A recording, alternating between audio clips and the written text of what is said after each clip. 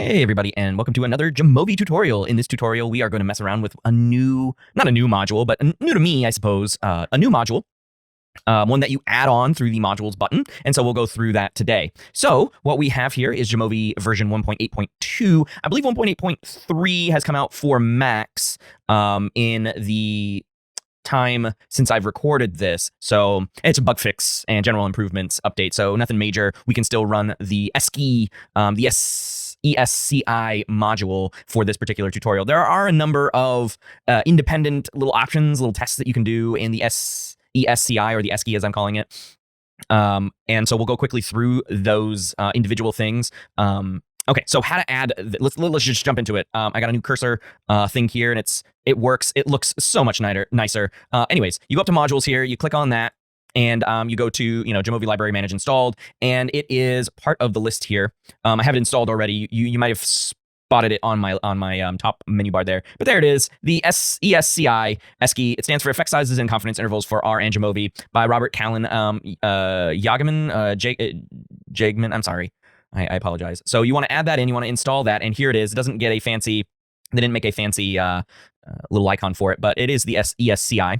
I just want to say SCI. I'm going to call it ESCI from now on because I keep messing up the acronym anyways. So let's look at it. So for this particular tutorial, I grabbed the decathlon data set from the data library. And if I go to open here, it's under the MEDA button. So MEDA, I grabbed it from the multivariate exploratory data analysis folder here. And so if you go into there, it is the decathlon athlete's performance at the decathlon, because there are a number of continuous variables here, like, how they were at the 100 meter, the long jump, these are their names, shot put, high jump, etc. And then we have a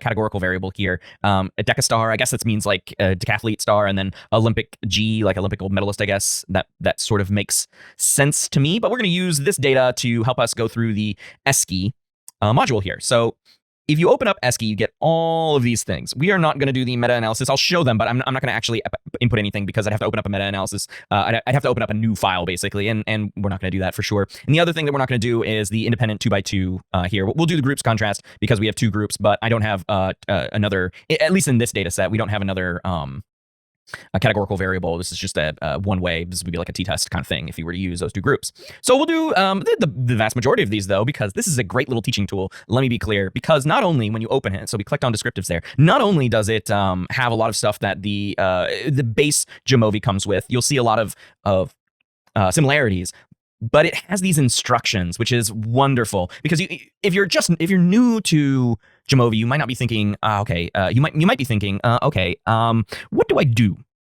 How do I get started? I mean, that's where my tutorials come in, of course. But the other thing is that you might not know what to put into places. And so these instructions are really cool because they help you out with that. So this analysis will help you explore the distribution of a numeric variable. To run the analysis, specify a numeric measure. I sort of wish they put scale in there. I believe scale is the actual term for that, but I could be wrong. You can use the analysis options to mark different percentiles in the distribution and mark the mean, median, z-lines, and standard deviations. Now this is where the teaching aspect comes in, because this looks so pretty. It looks so pretty. All right, so let's just choose the 100 meter dash, and immediately when you put that in there, it'll give you the mean and median. They use location as the term for central tendency, but we have the mean and median. There's no mode in this one, just mean and median. We are given the spread, so the variance and the standard deviation, it looks like, with the minimum maximum, so we can calculate range, and then we get the 25th and 75th percentiles, and then the n itself. And so by default, the dot plot, which is essentially just a dot for every value that is on the x-axis here. So these are what I would imagine are seconds being displayed. But we can also grab a histogram, which is typical. So here we have low numbers, so faster speeds versus high numbers, slower run speeds. You can put in percentiles if you want to. So if I put in 20 markers for 25, it will show me in red everyone up to the 25 percentile marker. If you don't want that, you just go ahead and include the value none. So that's important. So you either put a numerical value in there or none. And if I did 75, it would highlight in red 75%, and you can be rest assured that the mean is somewhere in there. And so I'm going to put it back to none so we don't have red staring at us. We can change the amount of bins, so we can make this a much different looking histogram if we did that. Hey, look, it's normally distributed. Look at that. Oh, great. Or we can go to an incredibly high number of bins and be like, oh, wait, no, is it normal? I don't know. But this is where the graph gets pretty. So I'm going to put it back to 12, which was default. I believe it gives you the amount based on the data, but I'm not sure on that one. But here's where we can make this very pretty and useful for a teaching demonstration. So we get the mean marker in there. And so the mean marker gets put with a triangle and a vertical dashed line. So we know that this is the average value on this graph. And we already know that it's 11. I'm assuming 11 seconds. And then the median marker also gets put on the graph. And we know that that is also 11. I believe they're offset for display purposes only. Okay, so they're the exact same value, but they are offset so you can see them both. And so that would be the median and the mode. Excuse me, the median and the mean. You can also get your z-line markers on here to reflect where the z-values are, and these z-values are representing standard deviations. So z equal to 0, z is equal to 1, which would be 1 standard deviation, z is equal to 2 standard deviations, or above and below the mean. And then you can also get the standard deviation markers, which is 0.26 seconds, I suppose, and you get markers on either side, and they obviously align with this. So a standard deviation above 11 would be 11.26 seconds, and then minus that would be 10.74. Yeah, 74 something seconds. Okay, and then there are other graph options which are really cool because then you can label this. You can say that this is seconds. I'll just say secs. Shh. Oh wait, no, sorry, that was the y-axis. I'll say frequency because that's what I mean, I don't know why they just don't make that automatic, but you know, this is time in seconds. There we go. Bada bing, bada boom. There we go. Hey, look at that. You can change the minimum and the maximum, sort of like you can do in Excel, and you can change the color of this, and you can make them black. Although I wouldn't make them black, to be honest with you. You can make them nice and blue. Oh, look at that. It's pretty, but also it's jarring. Let's make it yellow to hurt our eyes. No, that's not bad, actually. That's not bad. I like that. Although gray is very good, and then you can change the color for that. And then the point size, if we do 10, oh, I guess if we, that's for the dot plot there. If we make the point sizes a little bit bigger. So point size is not applicable for histograms. Okay, so that's the descriptives aspect of ESCI. So let's go through some more of these and play around with it. So estimated mean, of course, again, we have instructions. And again, you can add this to the display line here. So let's put long jump in here. Okay. And a lot of this comes from the previous module here. So descriptives is going to show here. And then, of course, we can change that to a histogram here. And we get the mean long jump 7.26. And then we get a confidence interval. And that's because we are estimating a mean. And that's the big part of this module is to be able to grab here this confidence interval, 95% confidence interval. It's fantastic. You also get the standard deviation, and you'll get given the median and the 25th and 75th percentiles. And then here's the estimate. Here are all the values for long jump, and on this graph here shows you where the mean is and these confidence intervals on a nice little normal distribution here, right? So this is one of the values of the sample of means for this particular variable, long jump, right? So we have a mean of 7.26, and then using confidence interval math, we end up with a 7.16 or a 7.36 confidence interval, right? So that is, and so you can imagine that the 95% confidence interval is 0.10. If you were to do that calculation. So that is estimating the mean. So if we go back up to ESCI here, we can figure out the estimated independent mean difference. And so here we are going to define two groups. And of course, this looks just like the independent samples t-test. Like we could open that and compare. Of course, there's a difference here. But in this one, which isn't the same as the t-test module that comes with base Jamovi, is I can just put in this as a calculator. I can just put in my means, my standard deviations, and my ends, and it will calculate them for me, which I think is a great little calculator for doing all kinds of statistics classwork where you have to, do calculations. Of course, calculators like this are a dime a dozen on the internet because of how simple they are. You can even do t-tests in Excel because of just how relatively simple they are to calculate. You have a simple addition in the numerator. You generally have a pooled standard deviation in the denominator. You divide them, you get your t-value, and then you can go look that up in a table. So, or the critical value could be told to you, or you could get the p-value, whatever. The point is that, this is not super cool on its own, but it is a great teaching tool if you've already chosen Jamovi as your teaching tool. So this is just one more module in the string of modules that I've talked about on this channel that help students explore, as well as any other person learning statistics. A student of statistics will say, help people explore various aspects of the calculation process if they've moved beyond hand calculations or, with just a hand calculator. So you can either work with summary data or work with raw data. So we're obviously working with raw data because that's what we have here. But what I'm going to do is let's do the 400 meter as the dependent variable. It has to be continuous. And then competition is going to be my grouping variable. And again, the lovely thing about this is even though the categories were written in text here, it knows that it's a nominal variable. It knows that it can group those things based on text, which is what you can't do in programs like Stata or SPSS, where string variables cannot be anywhere near any sort of calculations or quantifications. So there's that. An interesting thing about this is if you have your two groups not in the order that you want, you can switch the comparison. And so take a look as I click this checkbox. Watch the conditions change order there. So there you go. That's it. It's just one versus the other. You're going to get a negative t or you're not going to get a negative t. Sometimes if you don't want a negative t, you can. Although it's giving. Oh no, we're good. Yeah. Negative 0.02 versus positive 0.02. So we can switch that order so we can get a positive 0.02. You can clearly see here that there's probably absolutely no difference between these two variables, and that is true down here. We get the decision making, we get the t-table here. T is equal to 0.05. And so p is almost 1, right? So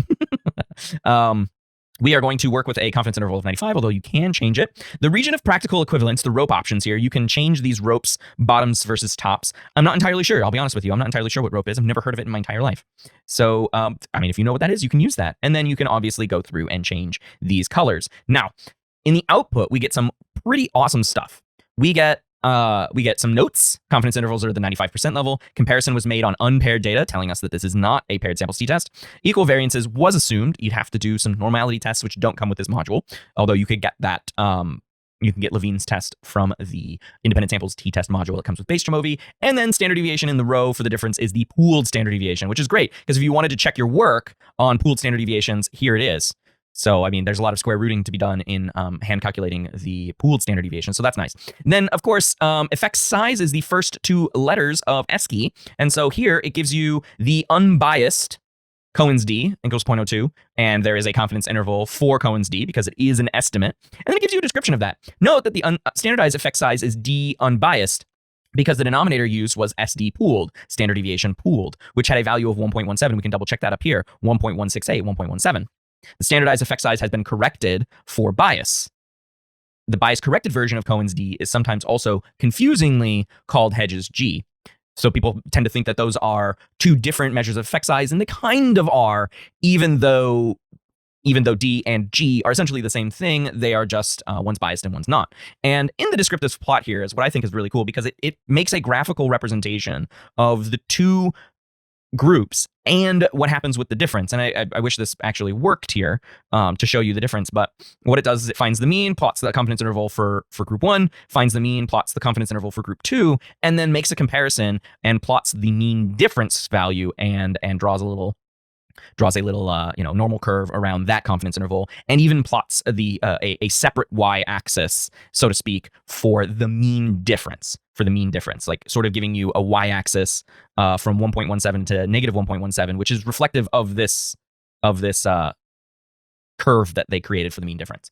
And so I think that's really awesome. And then you can see down here, mean diff is that, and the confidence interval includes 0, which is not good for determining that there is a significant difference between two groups. All right, moving on. We can do estimated paired mean difference, but I don't think we have estimate. There's not really a good. I mean, I could. Let me see if I can fudge it. I don't think this will actually work that well. But we can do 100 meter versus 400 meter. Sure, why not? It doesn't really work that well, but in any case, you can switch comparison order again. And much of the stuff is the same. To be sure, but what it's telling you here is that there's that it's going to give you a correlation, which the paired samples t-test in base Jamovi does not give you, which is nice. And this is necessary for calculating the repeated measures Cohen d. Here we have the d for the average. Note the standardized effect is d average because the denominator used was SD average, which had a value of 0.837, which is the average of these two. The standardized effect has been corrected for bias. Sometimes, and again, it says d and g are sometimes confused together.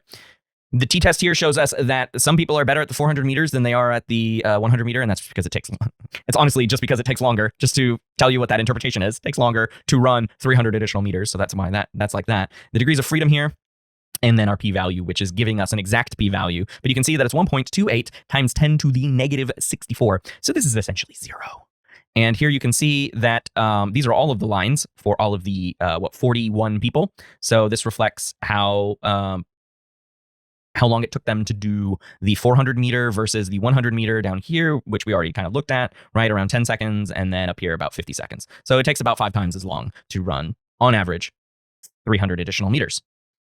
Okay. I guess people just get slower. I don't know. I'm not a runner, so I guess not. And then here's the cluster of the different scores, right? Because they're all down here. And if we were to plot, if we were to show this, or if we were to look at the confidence interval, we can see that, yeah, the confidence interval is all the way down here. Like, you can barely see this curve. It's so tiny. So that's how you could, again, do the same thing with paired samples t-tests, right? So you can do this with proportions and correlations. Again, we can do estimate correlation just to show this one more time, but I don't want this video to be too long. So let's do, we're going to predict the 100-meter hurdle versus somebody's 100-meter dash.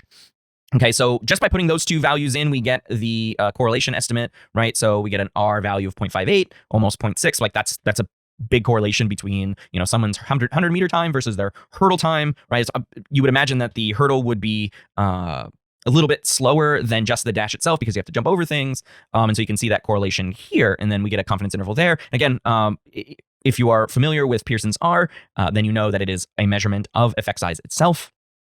And then we can plot the correlation here. This is just an estimate on it along its confidence interval here, and we have the curve. There you go. And then R here, R of 0 would be no correlation. Okay, so we can clearly see that. But then we can add some other stuff. So we can show the regression line on here, and you can see that, oh boy, that's big. And it tells you that y prime equals this intercept, 3.116, and which is, I guess, 3 seconds of additional time. So if you could teleport to the 100-meter, x equals 0, could teleport, then you could not teleport exactly because the hurdles it would take you 3 additional seconds. That's how you read that intercept there. It would take you 3 additional seconds to get through the hurdle. So that's kind of like that's the barrier to being able to do the 110-meter hurdle at the same speed as you were to run just the dash. There's also 10 additional meters. And so multiplying it by a factor of just over 1. So it doesn't take an Olympic or a decathlete star that much longer to jump over hurdles. It takes about 3 additional seconds per hurdle, or per 100 meters, or whatever it is. So that's really cool. You can show the confidence interval and the regression line, which is this nice bow out feature. I love this on your R graphs and ggplot2. This is a wonderful little thing, this confidence interval band around the regression line. It's great. You can show the prediction intervals. So these dash lines encapsulate all of the dots. And so the only thing that's changing over here. And then we can give X value to make a prediction Y. So if we were to say it takes 12 seconds to run the 100 meters, what would be what changed? I don't know if anything changed. So we have the 12. Yeah, well, 10. It doesn't look like anything changed. I'm not entirely sure why that. I didn't see anything on the graph change considerably. You can also work with summary data on this one. You would just plug in your correlation values. And then again, you can change the scatter plot options. So that's I mean, this is a really great looking plot, to be honest with you. We can change the point size to be smaller and be a little bit more readable just as a thing. We can change our mins and maxes on here instead of it being auto, which is nice if you want to make the graph be something that you can mess around with directly and not have to take the information and bring it into Excel to make a fully customized graph for APA style or whatever.